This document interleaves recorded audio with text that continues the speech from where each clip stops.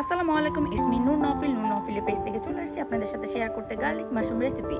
কেটে নিচ্ছি পেঁয়াজ, কেটে নিচ্ছি রসুন, আপনারা চাইলে আর একটু কুচি করে নিতে পারেন। এখন কেটে নিচ্ছি কাঁচামরিচ, ধনেপাতা।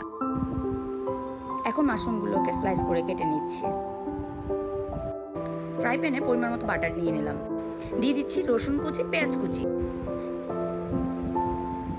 দিয়ে দিলাম সয়া সস, টমেটো সস। আপনারা চাইলে চিলি সসটাও দিতে পারেন, আমি দিচ্ছি না কারণ আমরা একটু ঝাল কম খাই। দিয়ে দিলাম লবণ, ধনিয়া গুঁড়া, জিরা গুঁড়া, মরিচের গুঁড়া।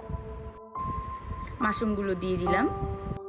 ফ্লেভারের জন্য আর একটু রসুন কুচি এবং টমেটো সস দিয়ে দিলাম। কালার টেক্সচারটা মাশাআল্লাহ খুবই সুন্দর হয়েছে। পরিবেশনের জন্য আমি দিয়ে দিলাম শসা। আপনারা চাইলে আপনাদের ইচ্ছা মতন পরিবেশন করতে পারেন। এখন দিয়ে দিলাম পেঁয়াজ। আলহামদুলিল্লাহ, তৈরি হয়ে গিয়েছে আমার গার্লিক মাশরুম রেসিপিটি।